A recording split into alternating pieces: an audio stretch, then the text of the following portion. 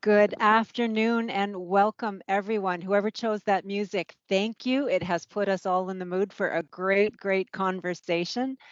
And today we're bringing the discussion home with a panel of some very talented and engaging Chorus team members discussing their career experiences as we celebrate Black excellence at Chorus. Before we begin the panel, I'd like to take just a moment to respectfully acknowledge that I live and work in Treaty 13. This is the traditional territory of many nations, including the Mississaugas of the Credit, the Anishinaabe, the Chippewa, the Haudenosaunee, and the Wendat peoples, and is now home to many diverse First Nations, Inuit, and Métis peoples. And now it is my great pleasure to introduce our moderator for today's event, Clement Dwyer, who is co-chair of BOLD and a member of the Audiovisual Business Systems team at Corus Key. Clem, over to you. Good afternoon, Bowl. Thank you, Sheriff, for that lovely introduction. I'm glad everybody loved the music. I play on the weekends and my rate's very cheap, so I'm good to What's your go. DJ name, Clem? What's your DJ name? DJ Smooth, baby. You know how we do it. And this is going to be an awesome experience. This is as I guess as Michael popped in, it's going to be different for me because Michael would normally be the person moderating and I would be in the background. So it's kind of going to be awesome that we're reversing roles in a sense. I am going to love to introduce four of our own, and I think it's powerful for me to be able to express how I have an honor this is to see these four individuals showing Black excellence and what it means for these people to achieve what they have done in leadership and in what they're doing in their community and what they're showing for us as Black individuals and those who identify as Black. I got a lot of good questions, and I just want to get us started off on the right foot. Let me introduce Andre. Now, I want people to understand Andre's very new in regards to how long he's been here at Chorus. He's a newbie. He's been for less than a year. I want you to hear what this man's resume shows. And this is a man who, if you're a Stack TV or Teletoon or your television, your favorite network, smart devices for global app, think of this man. I mean, for 1 year, he is our own director and new platform marketing. This is Mr. Andre Beadle. Give it up for Mr. Andre Beadle. We have coming in from the West Coast. You may have known him on Wednesdays. He does our mindfulness with Michael. Now, this man is a community reporter in BC.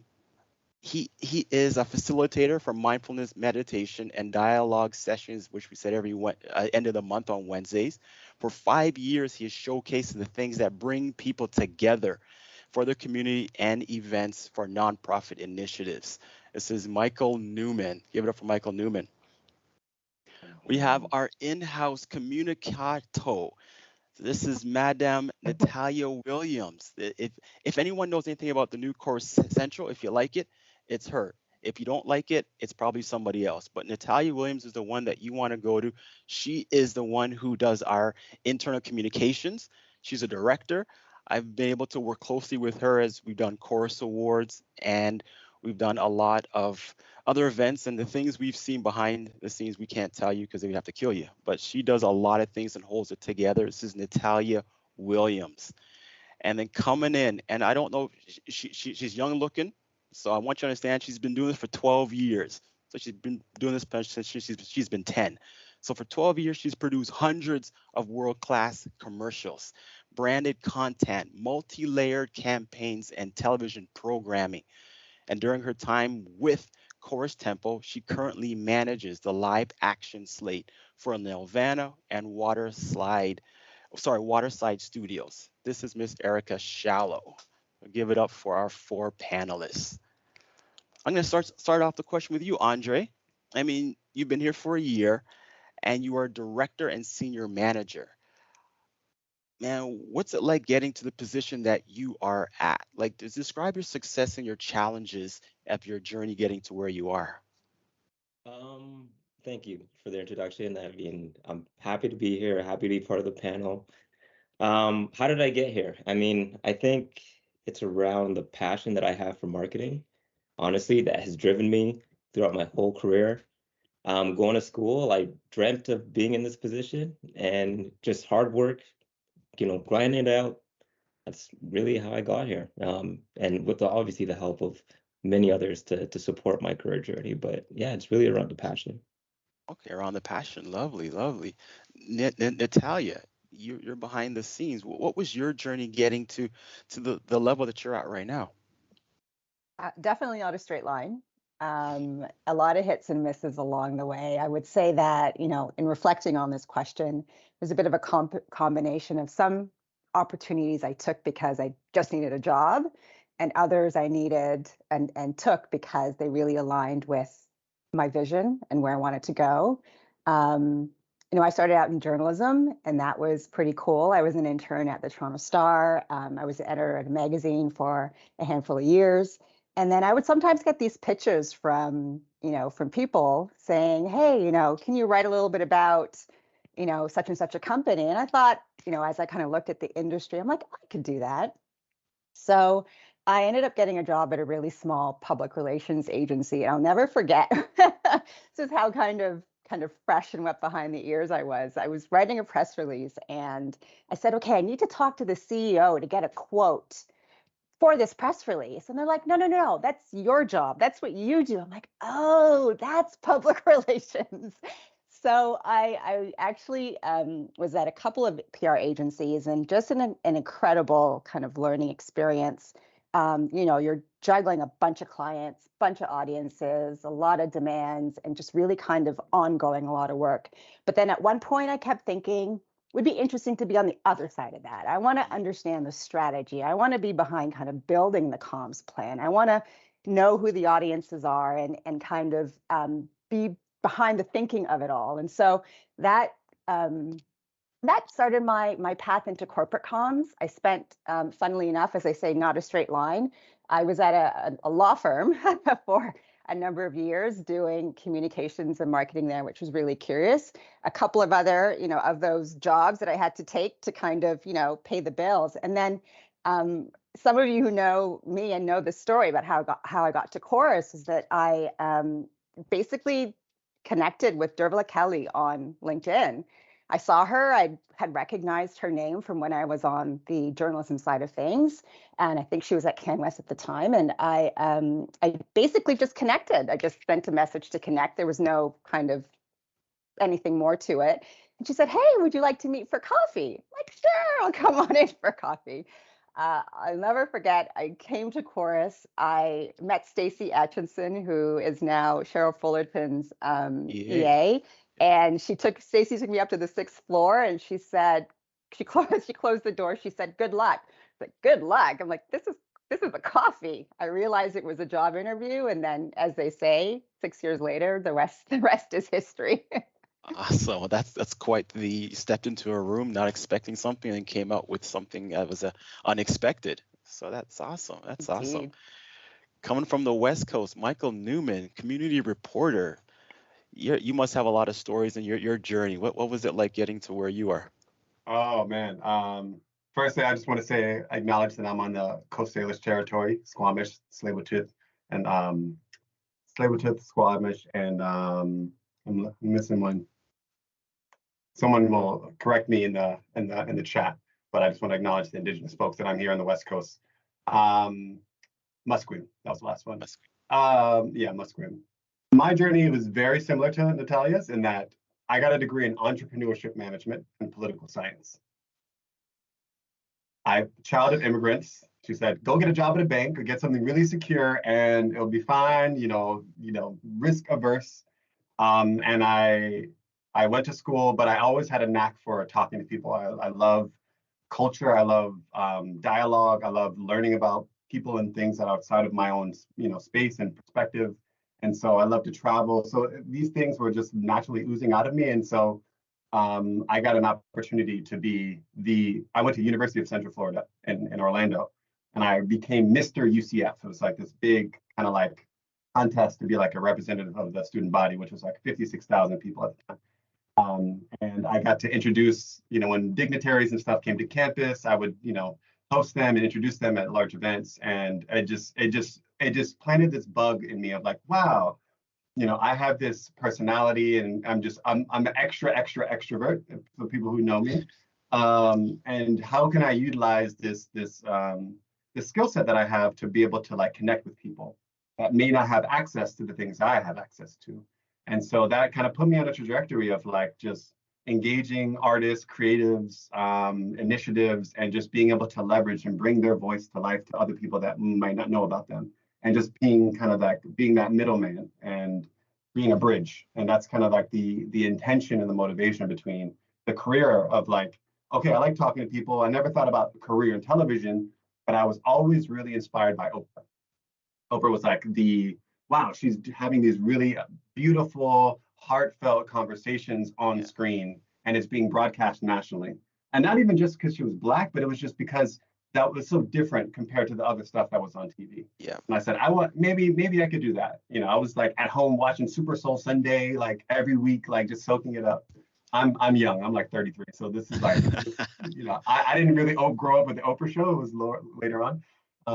But yeah, that really put me on a trajectory of really utilizing how can I utilize my voice, my likeness, the fact that I can speak and people like looking at me and like hearing me. How can I use that for good, and how can I support other people in what they're doing?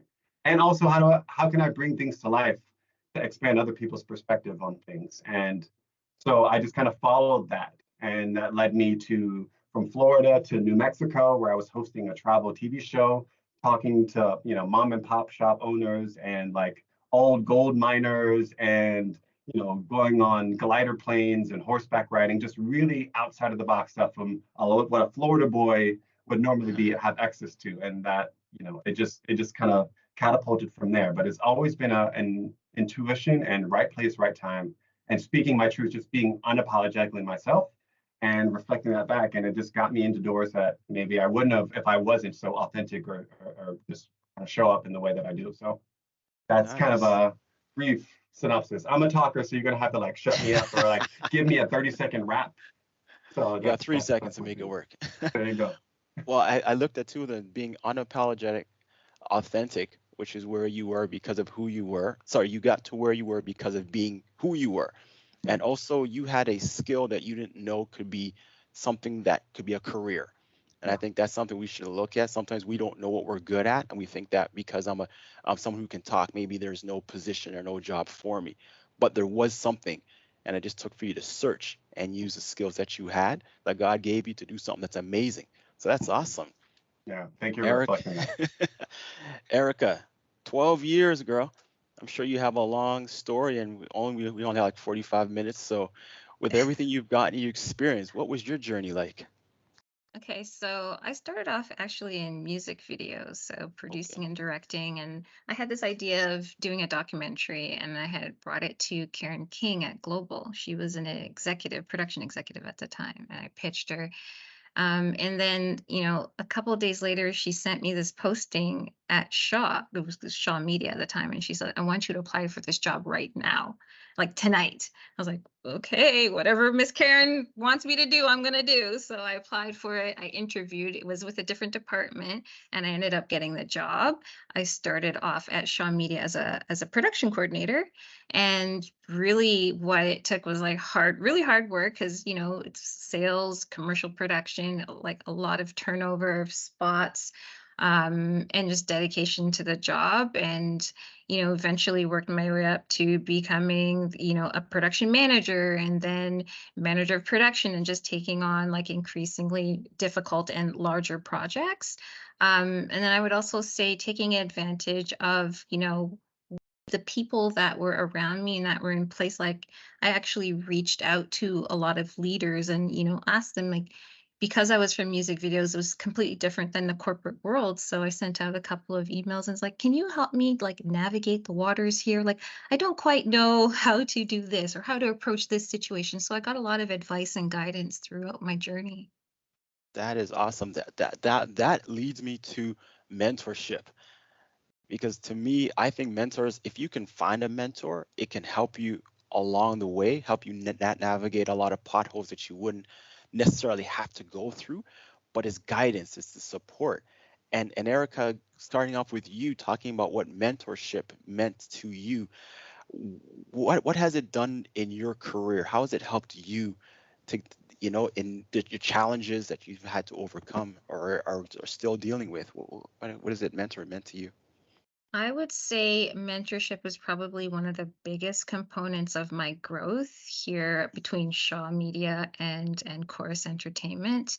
I reached out when I was a coordinator. I reached out to like Rebecca Ross, who was in marketing when we were Shaw, and then when we were, I think it was like 2014 around there. There was a mentorship, like a formal mentorship program, and I was really interested in bettering my communication. So the form is like, pick 3 leaders who you want to mentor with, like your top 3, and I put Dervla, Dervla, Dervla. Because that was my goal, to better my communication. So I got to mentor with Dervla, which was excellent. She spent some time with me, gave me a lot of reading materials. And then I kept, kept going, kept reaching out. I mentored with some of the leaders in sales and within Tempo. I would highly, highly recommend the course programs that they offer, from like the peer mentorship, the accelerator, the connector program. I did the connector program. You get to meet so many people. You get exposure to the ELT. I also did another program called the Chorus Media Management Accelerator, which is a partnership with WIFT and with TMU, Toronto Metropolitan University, and you get a certificate. And the reason I recommend those programs is because it puts you on the radar of people in senior leadership. So when I did that program, I actually got connected with Cheryl Fullerton, who also spent time with me and got to, know me and, talk to me about my strengths. And, I was very transparent with her that I was ready for a growth opportunity. She sort of pointed me in the right directions, and those directions that I was pointed into eventually had me land at Nelvana. So yeah, that's essentially my journey through mentorship. So I'd highly recommend, for anyone to take advantage of the programs that are in place and the leaders that are here. Nice, nice. So it seems like you were able to speak to people and they were open enough and available. So it seems like if anyone wants a mentor, Dervla is the person to contact. I'm seeing people dropping in chat. So Michael, how has Dervla helped you to be a reporter out in the, is it her or Oprah? Seems like you brought Oprah's name up. Well, look, Dervla's got a long list. I'm in the queue. All right. Hit me up, Dervla, when you have a moment if she's here. No, it's interesting. I never really had mentorship. And I think Natalia and I will kind of like share our unique experiences with that. And it's built a certain resilience because I wasn't on a traditional career path. Being on TV, like I don't have an aspiration to be like an anchor, like a news anchor. So I never like that's where I want to go. I just always going by feel and like what feels right. What do I want to create? What is it, the feeling that I want to evoke in people that are from a viewer perspective? Yeah. And so that comes with some pros and cons. Pros being there's a wide open net of just taking in information and just soaking things up. The con side of that is this for me, there was a lot of insecurity. For example, when I came to Global, I wasn't really ever in a reporter role or like in a hard news situation. I didn't go to journalism school. I didn't learn the mechanics of how journalism like works as as a system. I came in like I know what a good story is. I know how to interview people. I know what like from a viewer perspective what makes captivating content. But like how does that work in the day to day? I have no idea. So anyone from Global BC who's on the call, they'll know like in my first like maybe 3 or 4 months, I literally was like walking from desk to desk, like, what do you do? How do I write a story? Like, what is a story? Like, what makes a story versus not a story? How do I just who makes those calls? And what are the decisions? Like, how do you interview someone? How do you do a live hit? How do I talk on TV for 3 minutes live? Like, what do I do? And I would literally sit down, ask these really, diligent, small questions that people maybe never thought of. They just kind of do it intuitively because they've learned it in school, right? Yeah. So it took a lot of that, but it takes a vulnerability to be able to do that. Because in a lot of spaces, you show up in this place that people have worked decades, to get to, and you're like, all right, I'm here, but I don't want to fake it so much that like I'm going to be called out on air because I didn't do the right thing or I didn't have the wrong tag or whatever. So I really took a step back and said, hey, I don't know what I'm doing, but I know that I have the capacity and the aptitude to do this really well. So if you're patient with me and you give me a little bit of liberty to just like take in information, I promise I'll get to the point where I can like deliver. And so I think I feel like I've gotten to that point maybe in the last 2 years out of the 5 years I've been at. But other than that, it's been okay. I'm going on live tomorrow. I don't know what I'm going to say, but I'm going to just show up and like push myself through that. And that has been a journey. So without the mentorship, it builds a certain resilience and ability in yourself to trust yourself when you've been through enough kind of tough scenarios that you don't know how it's going to go. And then you see that, okay, I didn't fail. Okay, next thing. I have a newborn baby, and like 3 days later, I've had 3 hours of sleep and I'm going to do a live hit at 7 a.m. Like, how do I do that? I lived through that and I did it. So it just building the muscle over time has been good. And now I'm starting to think about how to be a resource for mentorship and learning how to do that, because that's a skill. Learning how to mentorship, you learn from being a mentor, right? Yep. So True. that's kind of the space I'm in now currently. Oh wow, I love the dichotomy, having one and not having one. And then I tell you, when Michael was speaking, man, you were nodding your head when he said he didn't have a mentor. I'm So still looking for what my about you? mentor too. Where's Waldo? You're looking for where's my Right? mentor? All right. No, I didn't know the depth and kind of the detail behind your story, Michael, but that's why I was nodding, like, because it's like, yes, my father always said to me, the worst they can say is no.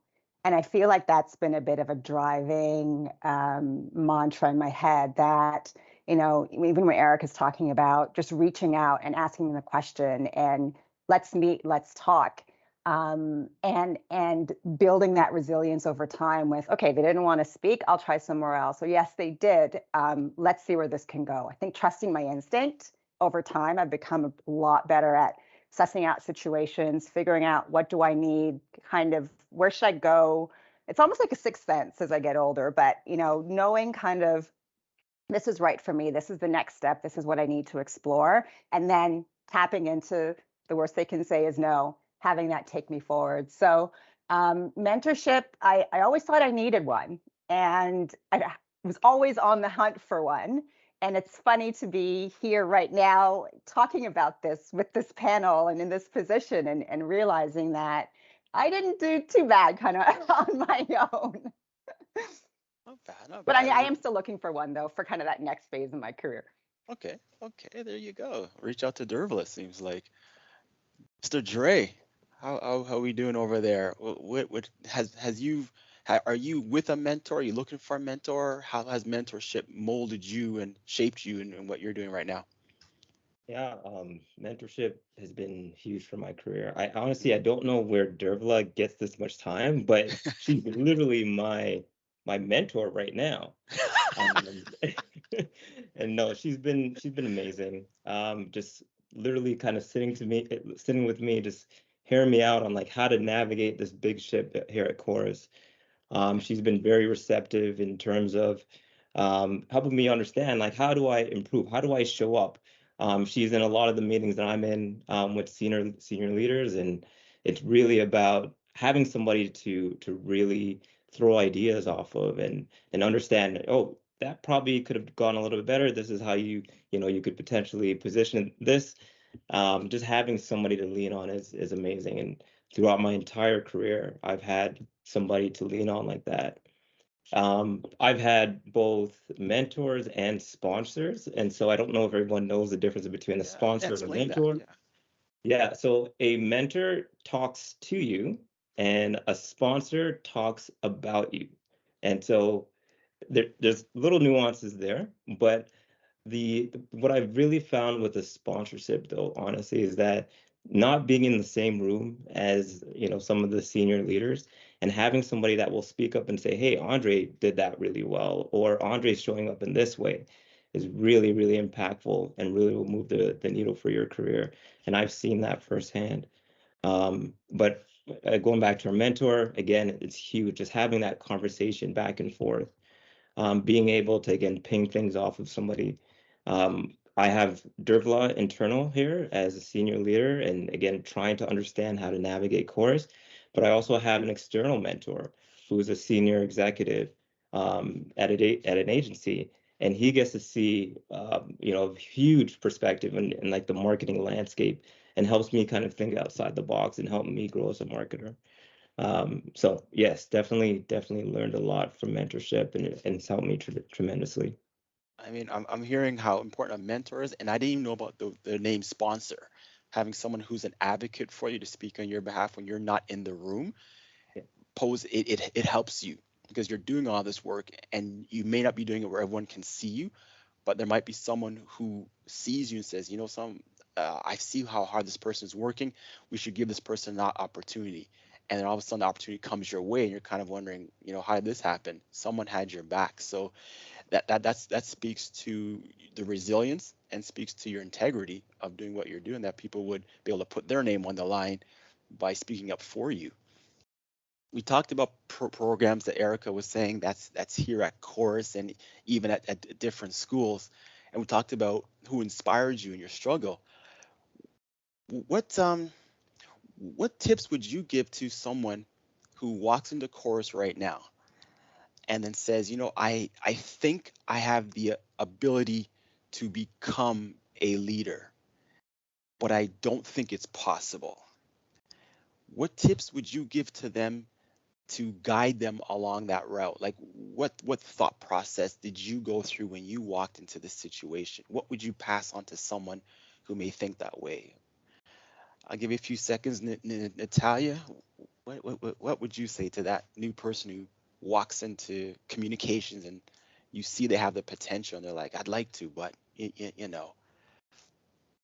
Um, I would say that and Erica's done a great job of mentioning a lot of them. There's so many kind of leadership type programs and opportunities to build and become leadership at this company. Having worked, a little bit in the media, having worked kind of on the other side, obviously, having worked a little bit in government, having worked at that law firm I'd mentioned, having worked at, about PR agencies at this point, I've never been in an environment where there's such a depth of opportunities for people to develop themselves corporately. And I think that, again, Chorus is, and I compare this obviously to not, similar type companies, if you will, but the depth of the offerings at Chorus really is quite extraordinary. So my tip would be sign up, 100%. I think Chorus Cafe, I've met some really cool people using the platform. If you go to Chorus U, you can figure out how to connect with people virtually and have a 15-minute conversation about any and everything. And as you all know, of course, people are great, like just really willing to kind of share information and connect. And so I would say just look at the resources available at Chorus and use them, because they're here to precisely do that.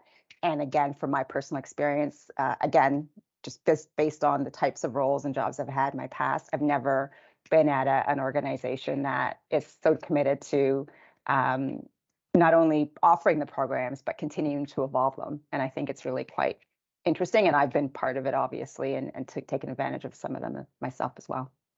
Awesome. So there's programs out there. Erica, what about you? So someone walks into under your leadership, new person who walks in and sees a Black woman in position and goes, I'd like to be where you are, but I don't think I have what it takes, or I'm not sure. This self-doubt. What advice would you give them? What guidelines would you give them? Oh gosh, well, firstly, you got to believe in yourself. You have to have a level of self-confidence. You know, um, Secondly, hard work is not enough. You know, there's one thing about keeping your head down and working, but if you want to excel in your career, you also have to do a lot of networking. You have to do a lot of FaceTime. Don't hide behind emails. It was easier when we were in the office and you can just pop by someone's desk, and say hi. And I also truly believe in like having mentors, having sponsors. I've had some sponsors as well who were like unabashedly not afraid to say my name and just put my name forward. And I was like, oh, but they did. Kat, I can give a shout out to Kat. She was one of my sponsors for sure. And outside of the building as well, I've had a few. I had some really good advice once. And it was build yourself a board of directors. So a group of people who are going to advocate on your behalf, who are going to support you. And again, like those sponsors who aren't afraid to put your name forward or say your name in a room where there's an opportunity presented. Yeah. And okay, that's deep to just believe in yourself.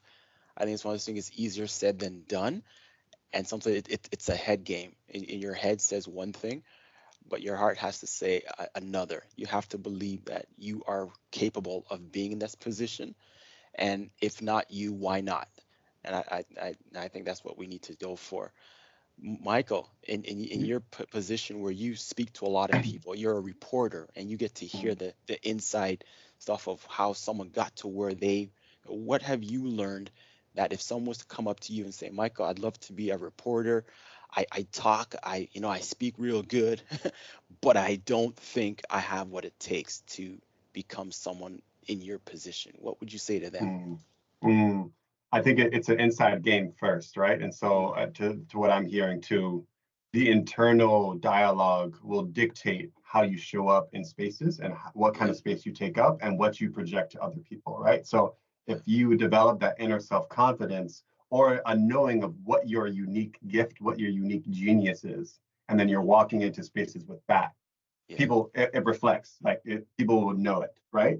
And yeah, so part of it, I think, initially is trying to like try things on, but follow that passion, follow the things that you have a gift and how you want to serve, how you want to show up, and then stepping into those spaces and being bold, not no pun intended, but being bold about, hey, this is what my vision is, this is what my dream is, this is what I want to like really aspire to, and you'll find out that people really want to help, and mm, especially in chorus, I think about for example, the mindfulness being an example. Mindfulness is something that I use in my personal practice. It informs the way that I do the work that I do and how I interview people, the whole thing. And so I saw an opportunity to help serve. I saw a lot of people who are just, the news is a grind and people are stressed out. And it's a really fast turnaround. So being able to show up and say, hey, I think this would actually benefit a lot of people. I want to be of service in this way, that it's not an overextension of who I am. It's just, it naturally, comes out. And so if I can create a space for that, that would just be, net positive for everyone. And so, but by doing that and showing up and saying to my news leader, hey, by the way, I think this would be great. Can I have the conference room for, 30 minutes? And like, yeah, that sounds good. 3 years down the line would, and that's across the board, across Chorus. And, got me to meet people like Natalia and Cheryl and like all these other folks and other parts of the business that I wouldn't have otherwise done if I was just in my desk doing the news thing, just being in that silo. So again, how you show up, what you're passionate about, what you want to be of service to, will actually put you in a position where people want to listen to you because they're like, wow, this could actually benefit me. And also you're not being self-serving, right? And that opens a lot of doors too, that I find when you're acting from a place of service, people naturally are drawn to you and want to support you. So I got that's powerful. Being a place of service, and that means getting out of your comfort zone. Stop being in a silo, people. Silos suck. Wait, can I say the word suck? It doesn't matter. I'll edit that anyhow. But yeah. being a silo prevents you from meeting people and prevents your talent from being seen. And like Eric was saying, you can only hide behind emails for so long, but then you'll never be able to progress because eventually someone's going to want to see you and speak to you. And from hearing the conversation where where you can be taken to, and that's maybe how you get a sponsor, just by someone listening to you and then believing in you enough to put their career, not career, but put their name on the line. Andre, so you came into Chorus like a year and a half ago. You didn't have any roots in Chorus, so there was nobody here to big you up and to put you up. But you're here in the position of a director. Like, how did someone's going to want and look at you and say, Andre, is it possible? Is the ceiling really that short, or is the heights? Can I attain this? Like, what would you say? What are pointers for you? I think the panel said it really well. I mean, Mm, having confidence in yourself, believing in yourself, and put in the work. Have a plan, make a plan and then work the plan. I mean, obviously, you know, everything's not going to go as Wait, linear. say that again. Say that. I want people to hear that because I don't think you underheard. I don't think you heard that. Say that again. What do you have to do with the plan? So make a plan and then work the plan, and Yeah. you know, everything will fall in place. I mean, I think, you know, the rest of the group again said it really well, but you know, having a plan and staying true to yourself, and yeah, you really, things will fall into place for you.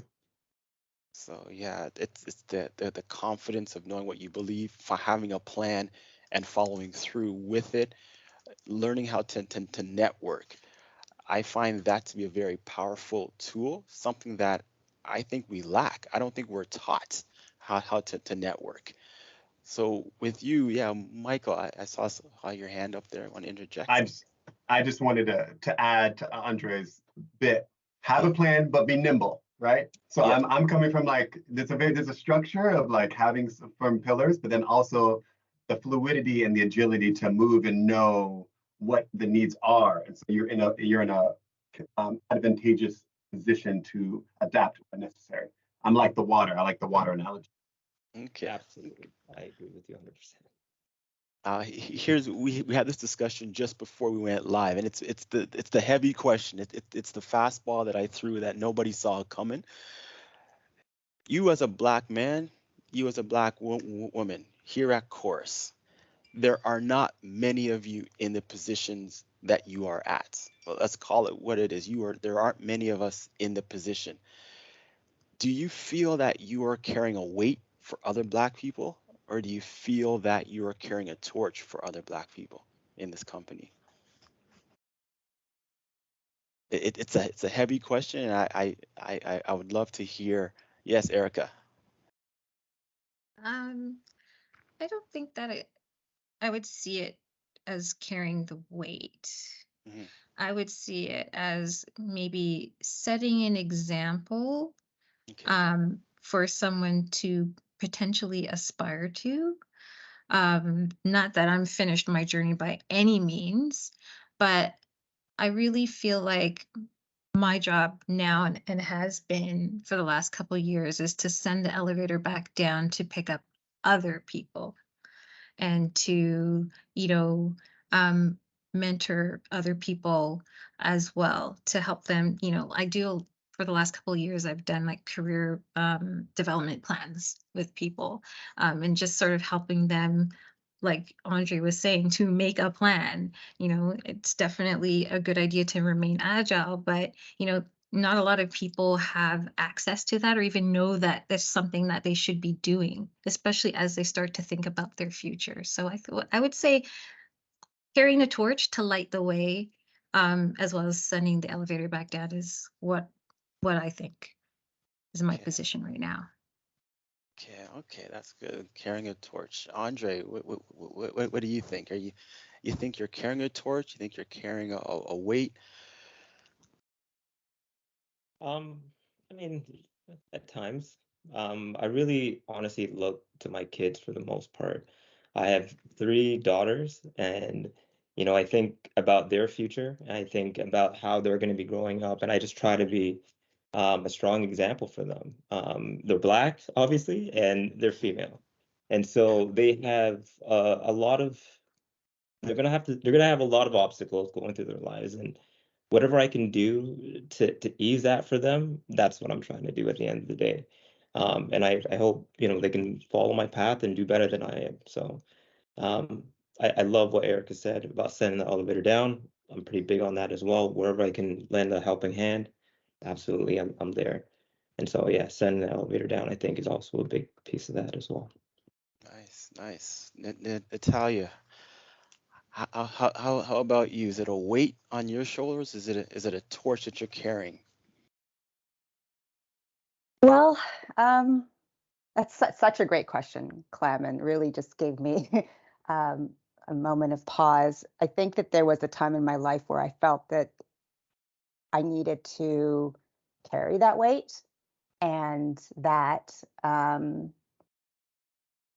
speaking and being a certain way, kind of trying to be representative of, um, you know, Black women in in certain, either in media or in corporate situations.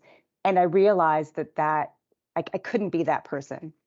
And once I kind of was able to make that, had the realization that I had to be true to who I was, whatever that would look and feel like, and that I needed the best that I could be, just as me, Natalia, born Jamaican, born Canada since she was 4, and like I just had to be whoever that person was.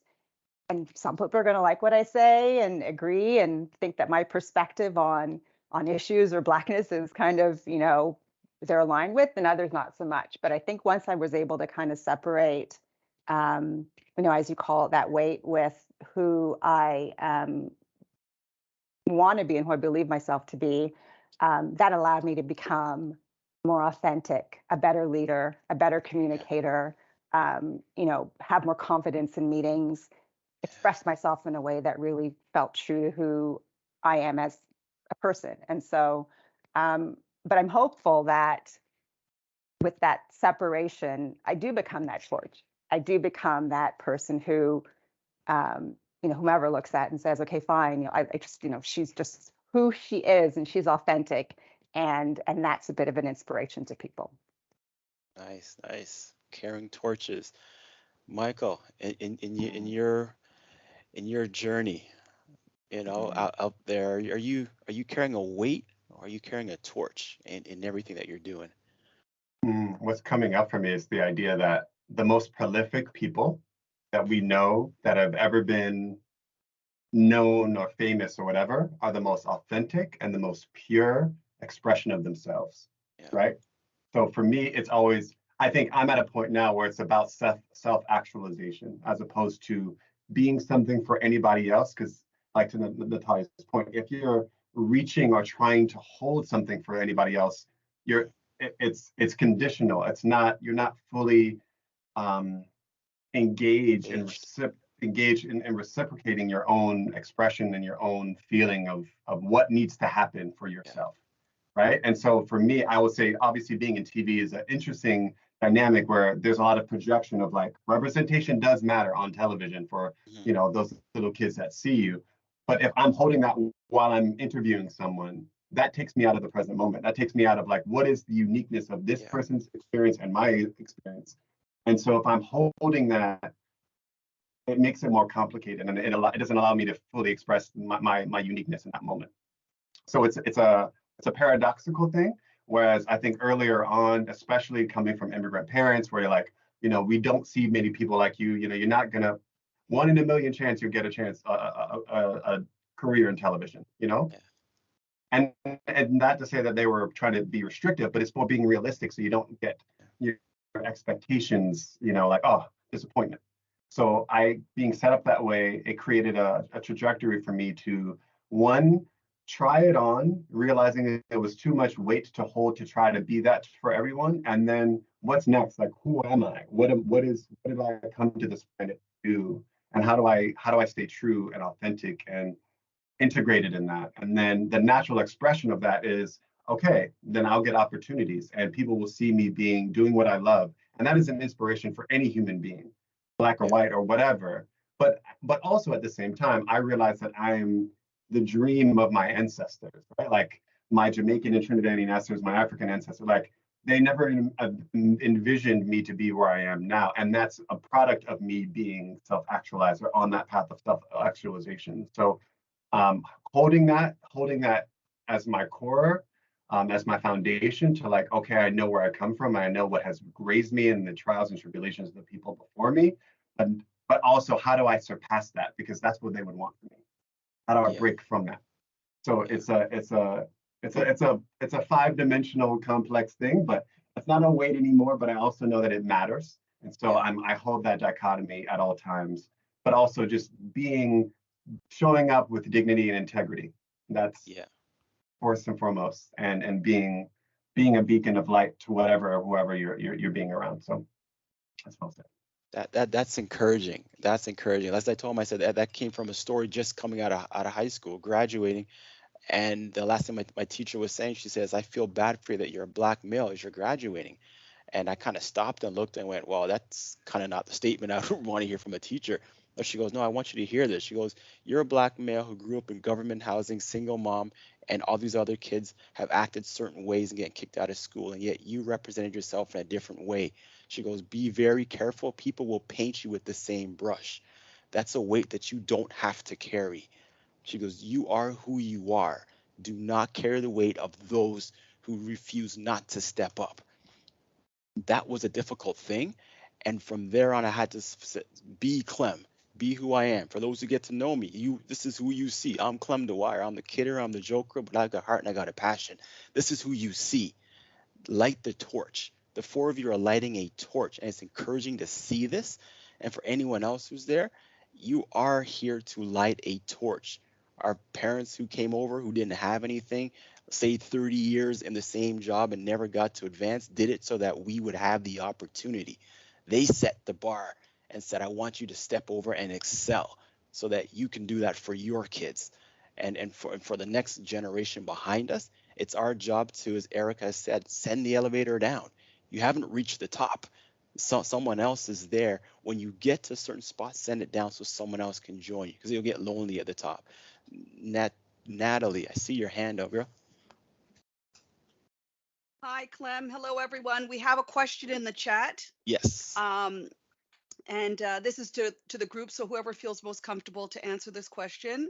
How do each of you avoid burnout and build resistance and manage stress? This is big one. You're on the hotspot, guys. Go for it. Who wants to take that question first?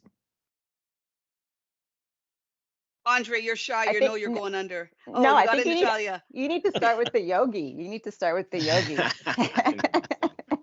I don't want to take up too much space, huh? I think it's about boundaries. It's learning healthy boundaries for yourself, of knowing what you're capable of doing and what's outside of your scope. Because a lot of times, I know for myself, being a people pleaser was something that I had to like grow out of. I was trying to please so many different people, and then at the end of the day, I'm like, I'm not doing anything well, and I'm feeling burnt out. But then when you start to like, I think setting healthy boundaries in a polite and also in everyone's best interests, it actually creates a container for you to do your best work. And so I think that's one way. And also, I want to do the mindfulness plug, but just being aware of where you are in any particular day, really take an inventory of yourself, because you are different every single day you wake up. There's a different set of circumstances. And if you try to show up and be the same person as if nothing has changed, you're actually putting on this front that everybody thinks that, oh, I can just, ask you to do X, Y, and Z and blah, blah, blah, blah. But, how do you bring your humanity into the work that you do? And I think that's really important. Obviously, the business that we're in it's intense, it's high stress, it's really deadline driven. And so creating a container for self-care and also how to do your work properly. There's a really good good book called Digital Minimalism that I really recommend it. It was a big read for me, but it helped how to distinguish between your workflow, especially with all the technology that we use, how to use things most efficiently so that you actually get time to yourself. Like sit back and reflect on what you've done and to show up and do it in a different way if you need to iterate or stay the course if it's working for you. So it's really a matter of getting perspective on what you do on a day-to-day basis and helping kind of making efficiencies where you can and creating boundaries for it's not working for you. Perfect. Creating boundaries. Thank you, Michael. A couple of examples just to kind of jump off what you were saying, Michael. I 100% agree. For me, it's yoga. I start with 5 minutes, even if it's 5 minutes a day, just to settle, to stretch, moving your body. I think there's something to just in the mornings, kind of just the breath and the realignment. And I found that even 5 minutes can really just kind of help to settle and kind of put me on the right path for the day. The days that I don't do it, I can feel the difference in my mindset. I can feel the kind of the cracking of the limbs. And so I just, I always start with that, as little as 5 minutes. I found that especially working from home, Michael, you talked about boundaries, having that break where you physically kind of leave your desk, leave your space where you transition mentally from work mode into at home mode, has really made a difference. I found that sometimes I would be working a lot more at odd hours of day because I just, my office is the bedroom, right? So I felt like it was just natural to do it because it was there. But I found that you're right, kind of making that break at the end of the day to kind of move away and say, okay, now starts my home life. Let's focus in on that. And then I also discovered finding the little things that bring me joy. Like, what are the things that really just make me feel light and happy? And I love travel. I love taking French classes and that kind of thing. And so I try to sprinkle all that throughout my day to kind of, again, to keep a sense of calm, a sense of joy, to not get overrun by the stress, and a bit of balance in terms of how I manage, the work and the life at the same time. Excellent, excellent. I know it was 7 minutes. I want to get to Tracy Moore. She has her hand up. Tracy, you have a question for our panelists. Yes. Hi, everyone. My question is about sponsorship. How do you best go about finding a sponsor? Because that goes a step beyond mentorship. So do you just, ask somebody, or is it something that organically happens as you build a relationship over time? Thank you, Tracy. I mean, I think there's different ways to going about it, to be honest. For me, it was usually organic. Having a lot of conversations, networking is huge. And these will naturally happen where somebody will literally step up and have a conversation on your behalf outside of your circles. And so overall, yes, I think organically it happens. Just continue to put yourself out there, continue to network, I would say. All right, network, organic. Anyone else who has an input into how to get sponsorship? Besides, we know, talk to Dervla Kelly. She seems to be the connector of all. But does anybody have anything that they have found that helps them get sponsorship? I was just going to say, adding what your passion is to the people you're talking to. Like, hey, this is what I really want to do. So it'll happen like, oh, somebody's in a meeting 3 months later and a pitch comes and it's like, oh, actually, I know someone just mentioned that. Like, that might be a good person for that, and also having the rapport enough that they know that you can do the work, right? Like, so if you have proof of concept or proof of performance with that person, so they don't feel like they're putting themselves on the line of someone that they maybe don't know. So I think that's where Andre's kind of that organic building, knowing of each other, that will help you get to that step. Excellent, excellent. All right, with 4 minutes, each one 30 seconds. The question on the hot plate is, have you reached the top, or is there more to go? Your directors, your managers, it's a nice title. Have you reached the top, or is there more to go? I know all you looking at me going, Clem, that sucks. I know. I got the mic. I usually don't get a chance to, but you know how we do. I think for me, there's much more to do. Mhm. I think I'm motivated by a lot of things, and I'm gonna, namely say my mom has inspired me to be the very best I could be ever since I was a little girl. So I'm very humbled to even be on this panel. So thank you for having me, but definitely there's much more to do for me. Thank you, Erica. Like everyone got the nod. There's more to go. Well, I am humbled that you'd allow me to interview you in this time. So Natalie, my partner in crime, our co-chair, there she is. You know what? First of all, I want to just say thank you very much, Clem. An extraordinary job. It was not an easy task to be sitting in the room with this level of excellence here at Chorus. And you are excellent holding your own. What you do for this organization day in and day out. Believe you me, we hear it. What is left of the rumor mill in the water cooler chat. It is always thanked. People are very thankful and appreciative of the efforts that you put in. For our panelists, thank you so much for your being authentic and being honest and open and really sharing how you got here. It's absolutely phenomenal that 3 years later we are looking at a panel of excellence and we had people to select from. This to me embodies progress. Everyone who's on this chat know that what you're seeing now is something that would not have been possible before all the hard work that Corus has been doing over the last few years. This conversation wouldn't even have taken place. I want to just say a quick shout out to Cheryl Fullerton, and I've got to always shout it out to Cheryl Fullerton. June of 2020, after the murder of George Floyd, you sent out a very passionate email company wide. That email started this conversation. Thank you. From the team at Bold, thank you. That has made a tremendous difference, knowing that at that level of the organization, you cared. So thank you, and thank you everyone for coming today. I'll take my tears offline. Natalie does not cry.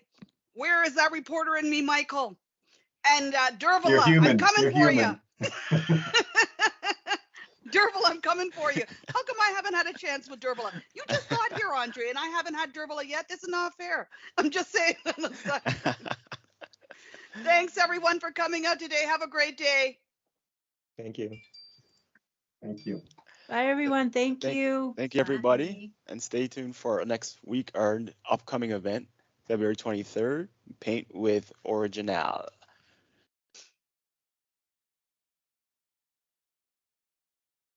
You know, is it acrylic painting? Nope, just regular painting. And now Michael is also a comedian. I do watercolors. I don't do acrylic. I do watercolors. Do you seriously do watercolors? No. Oh, No, I don't. You know, we I were wish. so tried that believing that, once. Michael. I Yeah. tried it once. We were all I believing knit though. that. I knit, and I can knit and It's crochet. stress free. I hear knitting is stress free. I find it stressful, but some people kind of stress free. So You gotta practice, Me Clem. too, It's a Clem. I practice. knit. there it is. There it is. Yeah, you do, Erica. You know what it is. Yeah. I Yeah. make blankets. Natalia, come on, tell me you're pulling out those crochet needles. Come on now. I don't know about that. Man. I get some looks. I like to knit when I'm at the airport, and people just like wait second, I 2 know, or 3 like glances, like they're trying to connect the dots, right? What is happening right now? I like to throw people off. What is Oh, happening? man. Man, well, you're all amazing. I gotta jump from this meeting into another well-being fair. Is it my Me too. financial Clem, one? I have to give you a shout out. Honestly, you're a natural. Like that, you're calm and just the humor in your questions and how you kind of went to each of us and gave us the space and then the setup and then the follow up. I just really, really well done. Bravo. I learned from Michael, give people the Bravo. space to Bravo. be able to speak and make you feel at ease. That was my rule. Have you Well all have done. Totally Yeah, at you ease. got I didn't that. even rehearse my answers or anything like that. It was just like Mhm. totally off the it's cuff. all So natural. thank you, Clem, for Thank moderating you. that. Yeah, Yes. no problem. Thank you. Brilliant. Thank you for doing Andre this. left so to you. quickly. It felt He's a busy good. man. That's a senior manager right there. That's He's the like, thing, man. got We things got to do. things to do. This is it. All This is it. all right, Thanks, everyone. guys. Have a Thank great you. one. Thank you Right. both. See Thanks, ya. everyone. All Bye-bye. right. Bye. See ya.